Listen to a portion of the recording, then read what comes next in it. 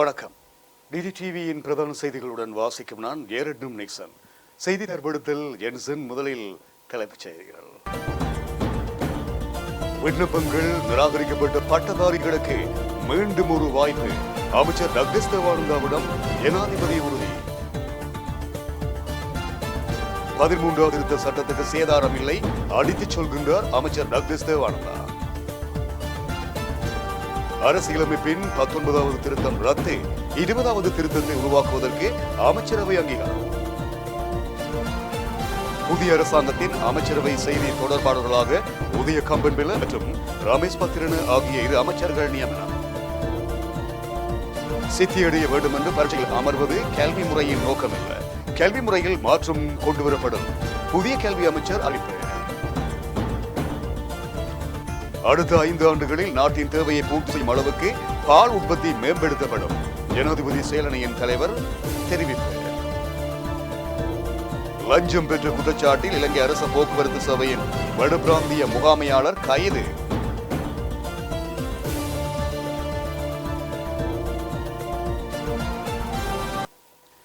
இனி விரிவான செய்திகள். முதலில் உள்நாட்டு செய்திகள். அண்மையில் வழங்கப்பட்ட பட்டதாரிகள் நியமனத்திற்கு விண்ணப்பித்திருந்த போதிலும் நியமனங்கள் கிடைக்காதவர்கள் மேன்முறையீடு செய்யும் பட்சத்தில் மீண்டும் ஒரு சந்தர்ப்பத்தினை வழங்க முடியும் என்று ஜனாதிபதி தெரிவித்திருப்பதாக அமைச்சர் டக்ளஸ் தேவானந்தா அவர்கள் குறிப்பிட்டுள்ளார். மேலும் வறுமைப்பட்ட குடும்பங்களில் வாழ்வாதாரத்தினை உயர்த்தும் வகையில் 1 லட்சம் அரசாங்க வேலைவாய்ப்புகள் விரைவில் வழங்கி வைக்கப்படும் என்று ஜனாதிபதி திட்டவட்டமாக தெரிவித்திருப்பதாகவும் அமைச்சர் டக்ளஸ் தேவானந்தா தெரிவித்தார். புதிய அரசாங்கத்தின் 1வது அமைச்சரவை இன்று நடைபெற்ற நிலையில் குறித்த அமைச்சரவையில் பிரஸ்தாபிக்கப்பட்ட விடயங்கள் தொடர்பில் கருத்து தெரிவிக்கும் போதே அமைச்சர் டக்ளஸ் தேவானந்தா மேற்கண்டவாறு தெரிவித்தார். மேலும் ஜனாதிபதி தேர்தல் காலப்பகுதியில் ஜனாதிபதி கோட்டபாய ராஜபக்ச அவர்களினால் வழங்கப்பட்ட உத்தரவாதத்துக்கு அமைவாக குறித்த வேலைவாய்ப்புகளை உருவாக்குவது தொடர்பில் இன்றைய அமைச்சரவையில் பிரஸ்தாபிக்கப்பட்ட போதே ஜனாதிபதியினால் குறித்த உத்தரவாதம் வழங்கப்பட்டிருக்கிறது. குறித்த வேலைவாய்ப்புகளுக்கு நாடளாவிய ரீதியில் வறுமைப்பட்ட குடும்பங்களிலிருந்து சுமார் 1 லட்சம் பேர் உள்வாங்கப்பட்டிருப்பதுடன் நாடாளுமன்ற உறுப்பினர்கள் ஒவ்வொருவரும் சுமார் 700 பேரை சிபார்சு செய்வதன் ஊடாக சரியானவர்களுக்கு குறித்த வேலைவாய்ப்புகள் கிடைப்பதை உறுதிப்படுத்த முடியும் எனவும் ஜனாதிபதி எதிர்பார்ப்பதாக அமைச்சர் டக்ளஸ் தேவானந்தா தெரிவித்திருக்கின்றார். அதேவேளை அண்மையில் வழங்கப்பட்ட பட்டதாரிகள் நியமனத்தின் போது விண்ணப்பங்கள் நிராகரிக்கப்பட்டவர்களும் விண்ணப்பங்கள் நிறுத்தி வைக்கப்பட்டவர்களும் ஏமாற்றம் அடைந்திருப்பதாக அமைச்சர் டக்ளஸ் தேவானந்தா அவர்களினால் அமைச்சரவையின் கவனத்துக்கு கொண்டுவரப்பட்டது. இதன்போது கருத்து தெரிவித்த ஜனாதிபதி அவர்கள் ஏமாற்றம் அடைந்தவர்கள் மேன்முறையீடு செய்ய முடியும் என்றும் அவர்களில் சுமார் 10,000 பேர் தெரிவு செய்யப்பட்டு நியமனங்கள் வழங்கப்படும் எனவும் உறுதியளித்திருக்கின்றமை இங்கு குறிப்பிடத்தக்கது.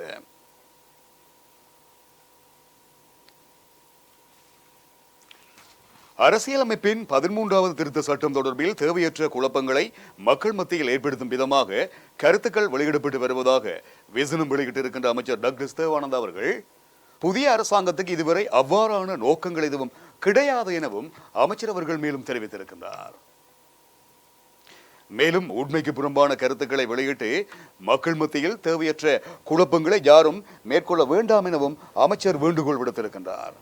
புதிய அரசாங்கத்தின் 1வது அமைச்சரவை இன்று நடைபெற்ற நிலையில் கடந்த ஆட்சியாளர்களினால் உருவாக்கப்பட்ட 19வது திருத்த சட்டத்தில் காணப்படுகின்ற குறைபாடுகளை களையும் வகையில் 20வது திருத்த சட்டத்தை உருவாக்குவதற்கு அமைச்சரவை அங்கீகாரம் வழங்கியுள்ளது.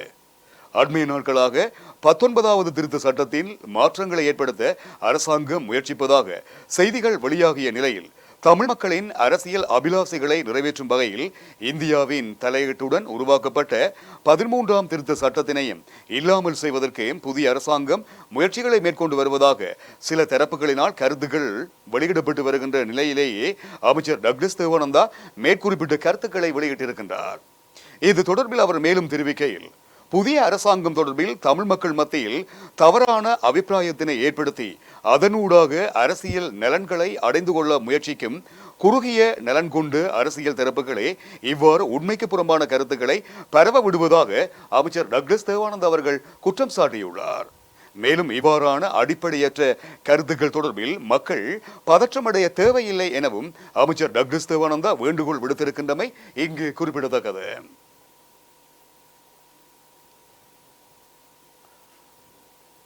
அரசியலமைப்பின் 19வது திருத்தத்தை ரத்து செய்வதற்கும் 20வது திருத்தத்தை உருவாக்குவதற்கும் அமைச்சரவை அங்கீகாரம் வழங்கியுள்ளது. ஜனாதிபதி கோட்டாபய ராஜபக்ச தலைமையில் புதிய அரசாங்கத்தின் கன்னி அமைச்சரவை கூட்டம் இன்று காலை இடம்பெற்ற போதே இந்த முடிவு எட்டப்பட்டிருப்பதாக அமைச்சர் கெகலிய ரம்புக்வேல் அவர்கள் குறிப்பிட்டுள்ளார்.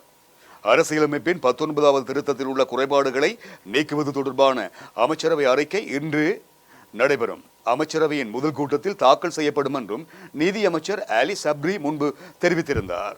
அரசியலமைப்பின் 19வது திருத்தத்தை ரத்து செய்து அதை 20வது திருத்தத்தை மாற்ற நடவடிக்கை எடுக்கப்பட்டு வருவதாகவும் அவர் மேலும் தெரிவித்திருக்கின்றார். புதிய அரசாங்கத்தின் அமைச்சரவை செய்தி தொடர்பாளர்களாக எரிசக்தி அமைச்சர் உதய கம்பன்பில மற்றும் பெருந்தோட்டத்துறை அமைச்சர் ரமேஷ் பத்திரன் ஆகியோர் நியமிக்கப்பட்டுள்ளனர். இன்று ஜனாதிபதி அவர்கள் தலைமையில் நடைபெற்ற அமைச்சரவை கூட்டத்தில் இந்த நியமனம் வழங்கப்பட்டிருக்கிறது. இதேவேளை பிரதமர் மகிந்த ராஜபக்சவின் ஊடக பேச்சாளராக ரொகான் வெளிவிட்ட நியமிக்கப்பட்டிருக்கின்றார். புதிய அரசாங்கத்தின் முதலாவது அமைச்சரவை கூட்டம் ஜனாதிபதி அவர்கள் தலைமையில் இன்று காலை 10 மணியளவில் ஆரம்பமாகி ஜனாதிபதி செயலகத்தில் தொடர்ந்து இடம்பெற்று வருகின்றது. குறித்த முதலாவது அமைச்சரவை கூட்டத்தில் முதல் முறையாக அமைச்சரவை அமைச்சர்களாக நியமிக்கப்பட்டுள்ள அலி சப்ரி, நாமல் ராஜபக்ச மற்றும் ரோஹித அபய குணவர்த்தன ஆகியோரும் கலந்து கொண்டுள்ளனர். நாட்டில் நடைமுறையில் இருக்கின்ற கல்வி முறையில் மாற்றம் மேற்கொள்ளப்படுவது அவசியம் என புதிய கல்வி அமைச்சர் பேராசிரியர் ஜிஎல் பீரிஸ் தெரியப்படுத்தியிருக்கின்றார். அதுடன் தற்போது நடைமுறையில் இருக்கின்ற கல்வி முறையில் குறைபாடுகள் காணப்படுவதால் மாணவர்கள் உரிய முறையில் தமது கற்றல் நடவடிக்கைகளை மேற்கொள்ள முடியாது இருக்கிறது என்பதையும் அமைச்சர் சுட்டிக்காட்டியுள்ளார். கல்வி அமைச்சில் நடைபெற்ற விசேட கலந்துரையாடலின் போதே அமைச்சர் பேராசிரியர் ஜிஎல் பீரிஸ் இவ்வாறு தெரிவித்தார். தற்போதைய கல்வி முறை நாட்டுக்கு பொருத்தமானதல்ல என்பதை சகலரும் ஏற்றுக்கொள்கின்றனர். அதற்கிணங்க அடுத்த மாதம் நாடு முழுவதும் சம்பந்தப்பட்ட தரப்புகளுடன் பேச்சுவார்த்தை நடத்தப்பட இருக்கிறது எனவும் அவர் மேலும் தெரிவித்திருக்கின்றார். எதிர்வரும் 5 ஆண்டுகளுக்குள் இந்த நாட்டின் பால் உற்பத்தியை நாட்டின் பால் தேவையை பூர்த்தி செய்யும் அளவுக்கு மேம்படுத்துவதாகவும் அதை நுகர்வுக்கு அப்பால் ஏற்றுமதி மட்டத்துக்கு கொண்டு வருவதற்கு அரசாங்கம் கூடுதல் கவனம் செலுத்தியிருப்பதாக பொருளாதார புத்தெழுச்சி மற்றும் வறுமை ஒழிப்புக்கான ஜனாதிபதி செயலணியின் தலைவர் பசில் ராஜபக்ச தெரிவித்திருக்கின்றார். பால் உற்பத்தி துறையுடன் தொடர்புடைய அமைச்சர்கள் உள்ளிட்ட அந்த துறை சார்ந்த அரச நிறுவன தலைவர்களுடன் அலரி மாளிகையில் நடைபெற்ற சந்திப்பின் போதே அவர் இவ்வாறு குறிப்பிட்டுள்ளார். மேலும் உணவு பாதுகாப்பு மற்றும் ஊட்டச்சத்து பாதுகாப்பு குறித்து ஜனாதிபதி செயலணி கூடுதல் கவனம் செலுத்தியிருப்பதுடன் அதன்படி உள்ளூர் பால் உற்பத்தியை அதிகரிப்பதற்காக பாரிய அளவிலான பால் பண்ணைகள் மற்றும் சிறிய அளவிலான பால் பண்ணைகளை அபிவிருத்தி செய்ய எதிர்பார்க்கப்பட்டிருப்பதாகவும் அவர் மேலும் தெரிவித்திருக்கின்றார். பால் விலை, பால் பசுக்களை இறக்குமதி செய்தல், புல்வெளிகளை பாதுகாத்தல் மற்றும் மக்காச்சோளம் சாகுபடி செய்தல், இதைவிட அதற்கான நிலம் ஒதுக்கீடு செய்தல், மக்காச்சோளம் சாகுபடியின் வெற்றிக்கு பயனுள்ள விதைகளை இறக்குமதி செய்து உற்பத்தி செய்வதற்கான திட்டங்கள் வகுக்கப்பட்டிருப்பதாகவும் அவர் மேலும் தெரியப்படுத்தியிருக்கின்றார். இலங்கை அரச போக்குவரத்து சபையின் வடபிராந்திய முகாமையாளர் மன்னாரில் வைத்து லஞ்சம் வாங்கிய நிலையில் கைது செய்யப்பட்டுள்ளார். இன்று இந்த சம்பவம் நடைபெற்றிருக்கிறது. லஞ்ச ஊழல் ஆணைக்குழு அதிகாரிகள் குறித்த முகாமையாளரை கைது செய்திருக்கின்றார்கள். முறைப்பாடு ஒன்றை சீர் செய்யும் வகையில் மன்னாரில் வைத்து பணம் பெற்றுக்கொள்ளும் சந்தர்ப்பத்தில் லஞ்சம் வாங்கிய குற்றச்சாட்டில் லஞ்ச ஊழல் ஆணைக்குழு அதிகாரிகளால் கைது செய்யப்பட்டிருக்கின்றார். தற்போது கைது செய்யப்பட்ட வடபிராந்திய முகாமையாளர் மன்னார் போலீஸ் நிலையத்துக்கு அழைத்து வரப்பட்டு விசாரணைகள் மேற்கொள்ளப்பட்டு வருகின்றமை குறிப்பிடத்தக்கது. அரச மற்றும் தனியார் பேருந்துகள் இதைவிட புகையிரத போக்குவரத்து சேவைகளில் பயணிகள் நிம்மதியாகவும் விரைவாகவும் பயணம் செய்வதற்கான நடவடிக்கைகளை துரிதப்படுத்தி இருப்பதுடன் வாகன நெரிசலை குறைப்பதற்கான புதிய திட்டங்களை போக்குவரத்து அமைச்சு தயாரித்து அதனை துரிதமாக செயற்படுத்த வேண்டும் எனவும் ஜனாதிபதி அவர்கள் வேண்டுகோள் விடுத்துள்ளார்.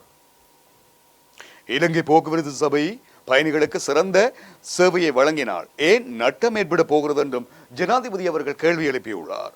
மிக சிறியதோர் ஆரம்பத்திலிருந்து பெரிய மாற்றத்தினை செய்ய முடியும். பேருந்துகளை கழுவி சுத்தம் செய்து பிரயாணிகளுக்கு பயணிப்பதற்கான ஒழுங்குகளை உடனடியாக ஆரம்பிக்குமாறும் வலியுறுத்தியிருப்பதுடன் அனைத்து துறைகளினதும் அபிவிருத்தியை மிக சிறிய இடத்தில் இருந்து ஆரம்பிக்க முடியும் எனவும் ஜனாதிபதி அவர்கள் மேலும் தெரிவித்தார்.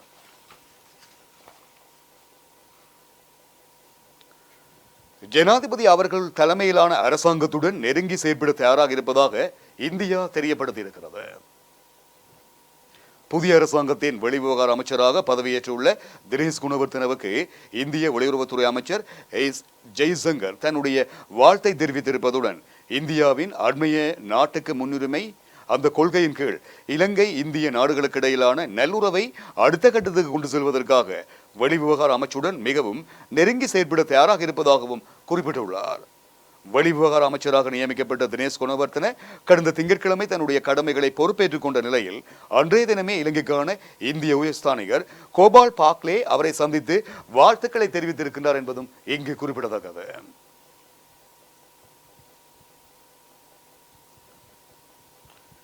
இலங்கையில் 9வது நாடாளுமன்றத்தின் முதலாவது அமர்வு 9:30 மணிக்கு ஆரம்பமாக இருக்கிறது.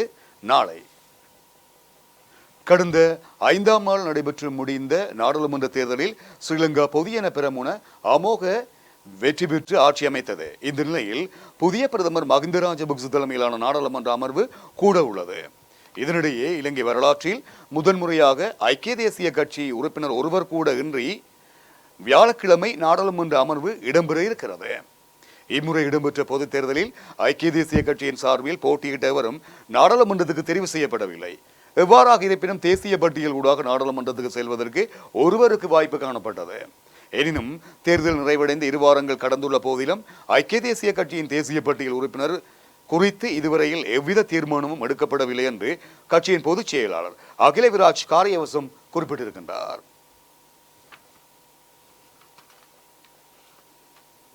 ஏப்ரல் 21 தாக்குதல் தொடர்பில் கைது செய்யப்பட்ட சந்தேக நபர்கள் தொடர்பான மேலும் 18 முழுமையற்ற விசாரணை அறிக்கைகளை சட்டமா அதிபர் டி லிவேரா பதில் போலீஸ் மா அதிபரிடம் திருப்பி அனுப்பியிருக்கின்றார்.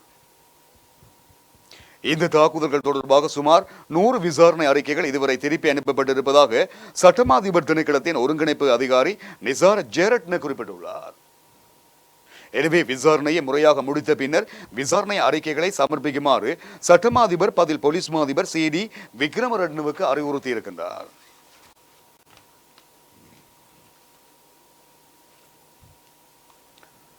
தொழில் ஒப்பந்தம் காலாவதியாகிய பின்னர் கொரியாவில் தங்கியுள்ள இலங்கையர்களை நாட்டுக்கு அழைத்து வர நடவடிக்கை மேற்கொள்ளப்படும் என்று தொழில் அமைச்சர் நிமால் சிறிபாரடி சில்வா குறிப்பிட்டுள்ளார். கொரிய மனிதவள அபிவிருத்தி நிறுவனத்தில் இலங்கைக்கான கொரிய வதிவிட பிரதிநிதி கிம் வோன் செங்கை சந்தித்திருக்கின்றார். கொரியாவுக்கு தொழிலுக்காக செல்லும் எதிர்பார்ப்பில் இருக்கின்ற இலங்கையருக்கு விசேட பயிற்சி நிலையம் அமைக்கப்பட இருக்கிறது. 200 பேர் பயிற்சிகளை மேற்கொள்ளக்கூடிய வகையில் கோமா கமவில் அமைக்கப்பட உள்ள இந்த பயிற்சி நிலையத்துக்கு கொரியாவின் தொழில்நுட்ப உதவிகளை வழங்குவதற்கும் இந்த சந்திப்பின் போது இணக்கம் ஏற்படுத்தப்பட்டிருக்கிறது எனவும் தெரிவிக்கப்படுகிறது.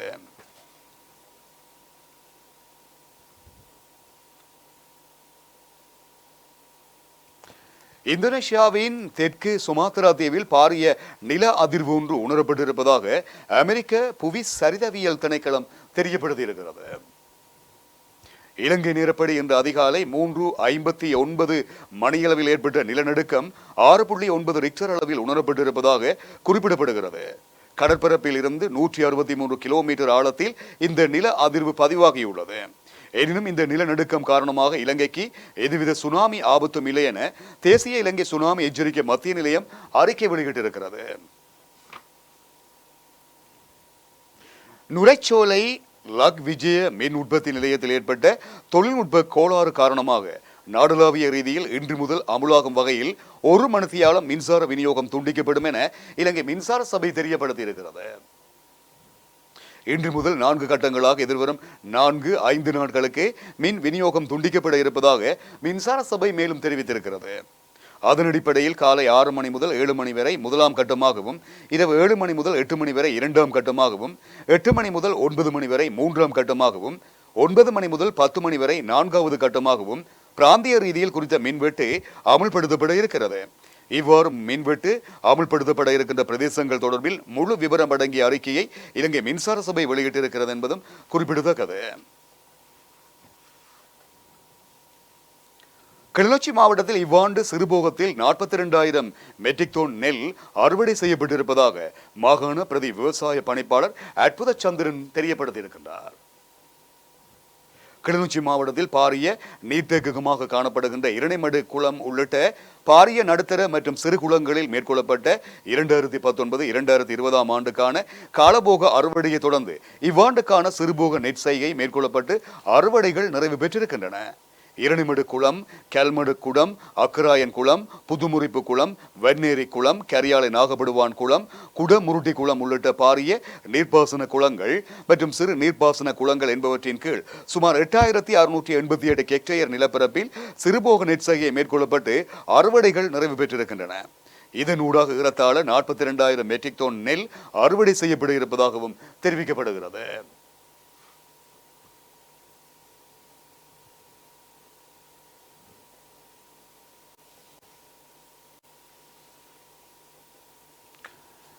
ரஷ்யா உருவாக்கியுள்ள கொரோனா வைரசுக்கு எதிரான தடுப்பூசியை இலங்கைக்கும் அறிமுகப்படுத்த இருப்பதாக இலங்கைக்கான ரஷ்ய தூதுவர் ஜூரி பி மெட்டேரி தெரிவித்திருக்கிறார். வெளிவிவகார அமைச்சர் தினேஷ் குணவர்த்தன அவர்களை சந்தித்து கலந்துரையாடிய போதே அவர் இவ்வாறு குறிப்பிட்டிருக்கின்றார். இதன்போது வெளிவிவகார அமைச்சர் தினேஷ் குணவர்த்தன பொறுப்பேற்றமைக்கு அவர் வாழ்த்து தெரிவித்திருக்கின்றார். இது தொடர்பாக ஆங்கில ஊடகம் ஒன்றுக்கு கருத்து வெளியிட்டிருக்கின்ற ரஷ்ய தூதுவர் இலங்கையின் பயன்பாட்டுக்காக தடுப்பூசியை அறிமுகப்படுத்த விருப்பம் தெரிவித்திருப்பதோடு தடுப்பூசி பெற ஆர்வமாக இருந்தால் ரஷ்யாவில் உள்ள குறித்த துறை சார்ந்த அதிகாரிகளுடன் தொடர்பு கொள்ளுமாறு இலங்கை அரசாங்கத்திடம் அவர் கோரிக்கை விடுத்திருக்கின்றார். நல்லூர் கந்தசுவாமி தெற்கு நுழைவாயில் வீதி அதனுடைய வளைவுக்கான அடிக்கல் இன்றைய தினம் நாட்டி வைக்கப்பட்டிருக்கிறது. தெற்கு புறமான வீதி வளைவு அதனுடைய கோயில் வீதியில் கைலாச பிள்ளையார் கோவில் இடையில் அமைய உள்ளது. இதற்கான அடிக்கல் நீட்டும் நிகழ்வு இன்று நடைபெற்றிருக்கிறது. வரலாற்று சிறப்புமிக்க நல்லூர் கந்தசுவாமி ஆலயத்துக்கு செல்லும் நுழைவாயில்களான 4 பிரதான வீதிகளிலும் வீதி வளைவுகள் அமைக்கப்பட உள்ளன. இதன் முதல் கட்டமாக கிழக்கு புறம் செம்மணி வீதியில் வீதி வளைவு அதனுடைய கட்டுமான பணிகள் நடைபெற்று வருகின்றமை குறிப்பிடத்தக்கது. ஜனாதிபதியாக ஒருவர் 2 தடவைகள் மாத்திரமே பதவி வகிக்கலாம் என்ற கட்டுப்பாட்டினை தொடர்ந்து அதை தக்க வைக்குமாறு புதிய அரசமைப்பை உருவாக்கும் முயற்சியில் ஈடுபட்டிருப்பவர்களிடம் ஜனாதிபதி கோட்டாபாய ராஜபக்ச வேண்டுகோள் விடுத்திருக்கின்றார் என செய்திகள் வெளியாகியுள்ளன. தொடர்ந்தும் சுயாதீன ஆணைக்குழுக்களை வலுப்படுத்தும் ஏற்பாடுகளையும் தொடர்ந்தும் வைத்திருக்குமாறும் ஜனாதிபதி கேட்டிருக்கின்றார். ஒருவர் 2 தடவைக்கு மேல் ஜனாதிபதியாக பதவி வகிப்பதை கட்டுப்படுத்தும் பிரிவுகள் நீக்கப்படும் என்ற வதந்திகள் வெளியாகியுள்ள போதிலும் அந்த கட்டுப்பாடுகளை தொடர்ந்து பேணுமாறு ஜனாதிபதி உத்தரவிட்டிருக்கின்றார் எனவும் தெரிவிக்கப்படுகிறது. புதிய மாற்றங்கள் குறித்து ஜனாதிபதி அமைச்சரவையில் ஆராய்வார். அதன் பின்னர் அந்த மாற்றங்கள் நாடாளுமன்றத்தில் சமர்ப்பிக்கப்பட்டு செப்டம்பரில் நிறைவேற்றப்படும் என்றும் செய்திகள் வெளியாகியுள்ளன. சிறுவர் துஷ்பிரயோகங்கள் தொடர்பான 12,900க்கும் மேற்பட்ட வழக்குகளின் விசாரணைகள் சட்டமாதிபர் தப்புல டி லிவேரா அவர்களினால் நிறைவு செய்யப்பட்டிருக்கின்றன. இதன்படி கடந்த 18 மாதங்களில் 12,968 சிறுவர் துஷ்பிரயோகங்கள் தொடர்பான வழக்குகளின் விசாரணைகள் நிறைவு செய்யப்பட்டிருப்பதாக சட்டமாதிபரின் இணைப்பதிகாரி அரசு சட்டத்தரணி நிசார ஜாரட்ன தெரிவித்திருக்கின்றார். முடிக்கப்பட்ட வழக்குகள் அனைத்தும் சிறுவர் துஷ்பிரயோக சம்பவங்கள் தொடர்பான முறைப்பாடுகள் என சட்டமாதிபர் திணைக்களம் குறிப்பிட்டிருக்கிறது.